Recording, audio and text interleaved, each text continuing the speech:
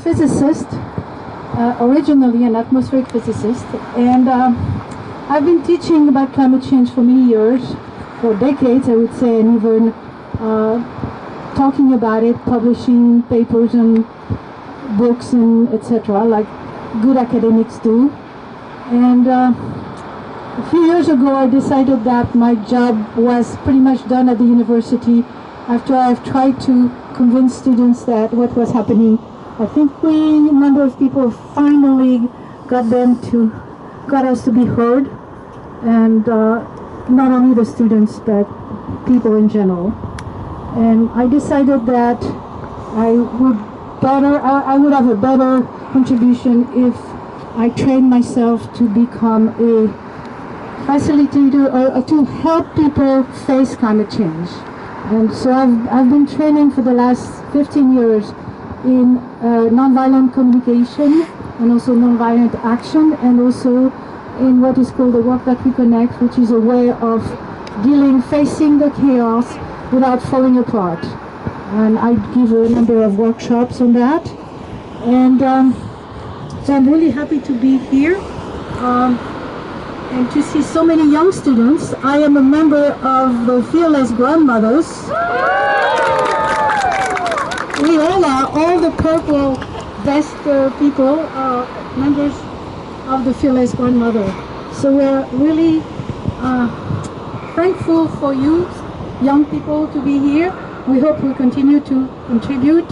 We see Greta today demonstrating in Glasgow with 20,000 people. So we're a small group that will get bigger, we hope.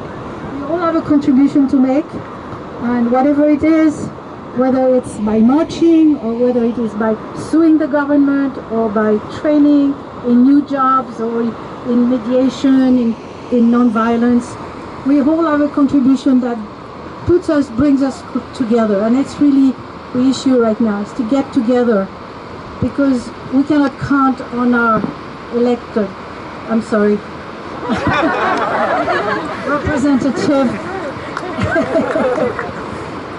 to do all the work, even to do some work. So we really have to rise as a citizenry, and it's nice to see you. Bring more people next time, and we'll do the same. Thank you.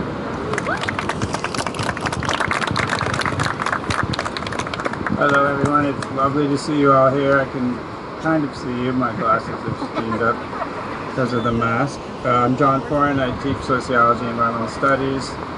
Course is around confronting the climate crisis, ideas about how do we make the biggest social movement in the history of the world effective to stop the leaders, the political and economic elites who have brought us this crisis and don't seem to care one whit about us. So let's build the global climate justice movement together. You're going to meet the best people in the world, as you've already found out in Sunrise and in your organizations here. And the other idea is to build systemic alternatives now and show that there are other ways to live. And one project there is called Eco Vista. We're trying to turn Isla Vista into an eco-village in the next few years. Everyone's invited to that. Very DIY. It's lots of fun. And you know, we're here in the middle of COP26. I went to 5 COPs. It's bewildering at first, and then it just becomes more and more disheartening to see that nothing happens at a COP. And I'm afraid that's true of the Paris Agreement as well. If we think the Paris Agreement has saved us, or if our governments are going to save us, that's almost worse than worse than rejecting the whole process, because they're not.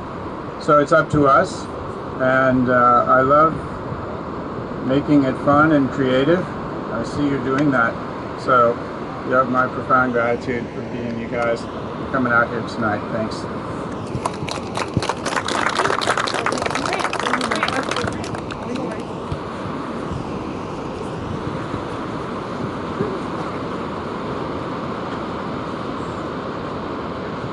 Hey y'all, before I speak, I just want to introduce myself. My name is Huebner. I'm a freshman student here at UCSB, and I'm the chair for the Environmental Affairs Board. begin, I just want to say I want to sincerely thank all of you all for coming here today, especially because of this weather. Not what I was promised, but this is still great enough. And so long I'm made told to know my place, to accept the way of things by the status quo that surrounds us. Today, we're living testaments to the lie that this is. As those in power have shown us time and time again, there is a fundamental truth. There will be no change unless we do that ourselves. Just as the sun is setting behind us, so is the sun setting on our last chance to save our planet. Here and now, each and every one of us lies at a crossroads. Will we get involved, or will we watch and stand by and see the world burn? Resolutely and hopefully, we have made our choice. We will march, we will write, we will vote until we secure the futures of our children and save the life of our planet. When Exxon tries to drill off our coast, we cry, no more. When politicians' pockets are lined by coal, we cry, no more. When our president falls asleep in Glasgow, we cry, no more. No more. Those in power have proved time and time again that there will be no action, no change. The time to act was decades ago, but today we have a second chance. Our creed has never been clearer. Our mission has never been bolder. Act like the world will burn, because if we fail, cities will flood, forests will die, and hundreds of thousands will flee the disasters that befall them. In no uncertain terms, we stand against nothing less than the apocalypse. And as we stare into the void, each and every one of us is at a precipice. Will we get involved, or will we sit by and watch the world burn? March, petition, vote. United, we have the power to change the world. All we have to do is stand up. Thank you.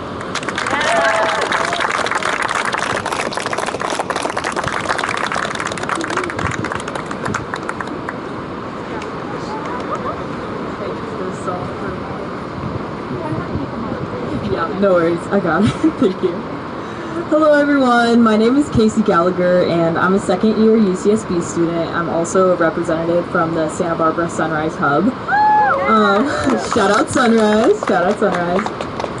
I'm here to call intense action to the life-threatening climate crisis that is chomping at our heels and frankly our livelihood. This is a code red emergency. I'm also here to call upon local, national, and international government bodies to take rightful action toward this crisis immediately. In the wake of COP26, we have seen global leaders make countless promises to cut methane and deforestation within the decade and make general climate provisions in their respective nations. But when will there be actual action? Making promises without action and accountability sounds a lot like the Paris Agreement, and look where that has gotten us. The lying has to stop. These are people's lives at stake. Joe Biden has pitched a $1.75 trillion spending package in COP26 closing remarks that includes climate legislation, expanded Medicare, childcare accessibility, low-income housing provisions, and more. This is good news, of course, but we need a Green New Deal and complete restructuring of our energy industries and their accompanying processes. This is urgent. The most urgent possible thing, in fact. It's a lot of money, but can we really put a price on saving the future of humanity?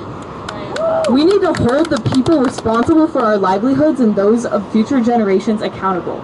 Dirty politicians like Senator Joe Manchin, who are elbows deep in fossil fuel industries, must be held accountable.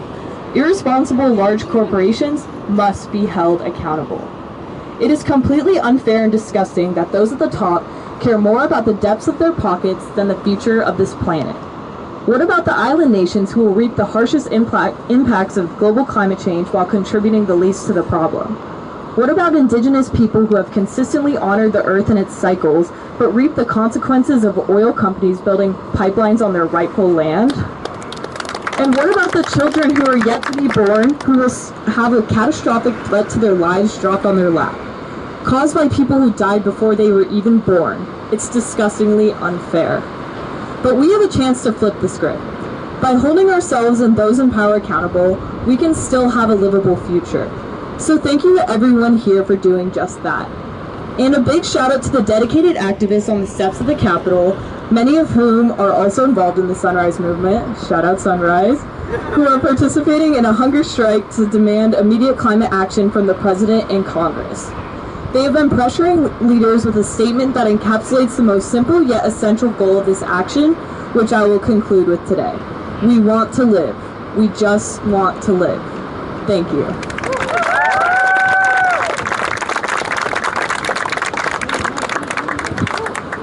Good afternoon, and thank you so much for being here. My name is Joan Hartman. I'm the 3rd District County Supervisor. When I was your age, that was when we had the big Santa Barbara oil spill, and that became really the imprint on my political development.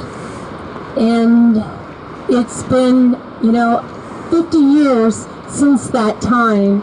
And Santa Barbara has a really important role in environmentalism and in fighting climate change. Oil made this economy in our county, but we're seeing change now. There are 7 wells that are being retired offshore. We had 750 enhanced steam injection wells that were planned onshore in North County, and those have all disappeared. We still have ExxonMobil planning to truck oil, and we still have the Plains All-American Pipeline that are being proposed. These are things that are going to come to the Board of Supervisors. And I'll tell you, people from UCSB who went up and talked about those enhanced steam injection wells in Santa Maria, they made a huge difference. This is about the future of the planet, the future of life on Earth. And we have to deal with this, it's an all-court press. We have to deal with it at an individual level. We have to deal with it in a community level. What about a car-free IV? What about, a Green New Deal? Professor Foran is really working with EcoVista to figure out what can happen in this community that really changes the script for the rest of us. It happens at a county level, it happens at a state level, national and international, as we see. So we've got to work on all fronts together. But this really is a chance for us to make the world, to flip the script, as you say, to make the world a better place for I'm going to be a grandmother in January. And, we need to make the world better. I was a student in Germany, and the young people there, it was their parents and grandparents who let the Nazis come to power. And it created such tension, such shame. I don't want to be that grandparent. So I'm here with you. I'm here with the fearless grandmothers, and we're going to march and we're going to show people we're not going to stop. I don't think anybody can stop us. Look at you all out here in this weather. This doesn't stop us, and nothing will. So thanks for being here. Oh my goodness, wow. You guys are troopers being out here a gray day like this. This is what Washington beaches look like. You and your friends are like, we're going to the beach! And you roll up and it's like this. But so thank you all from the bottom of my heart for being here. Y'all are wonderful, stellar, made out of space dust, of course. But as we've been talking, I feel like one really important reminder that we all should remember today and moving forward is that social equity and environmental protection are inextricably linked. There shouldn't come as any surprise as there may be different categories of justice, but there can be no justice with any injustice. Which is why today we not only stand on the battle fighting climate change, but also fighting settler colonialism, fighting wealth inequality, fighting racism, fighting misogyny. They all come together and they all play a crucial role in creating just systems that will not perpetuate the inequities that we see today. If we truly want sustainability, we need sustainability that serves the people and that works for them. If it comes from any other stem or any other vein, we're doomed to repeat the same mistakes that led us to this very crisis. But yes, as I look out today, I'm incredibly heartwarmed by not only the UCSB, but the greater Santa Barbara community. It's so wonderful to have you all here despite our rather overcast weather. But as one thing moving forward, I hope that we can all find that as we move forward for environmental justice, that we lend our ears and our voices to calls for other justice as well, and recognize that we are all in one struggle, the struggle of the people. And now I'm going to hand it over to Irene, who's going to direct us and let us know what we're doing next. Okay, thanks again for coming. We had grand plans to spell out Code Red with our flashlights, but I'm just not sure that we have enough people. Is our artistic director in agreement?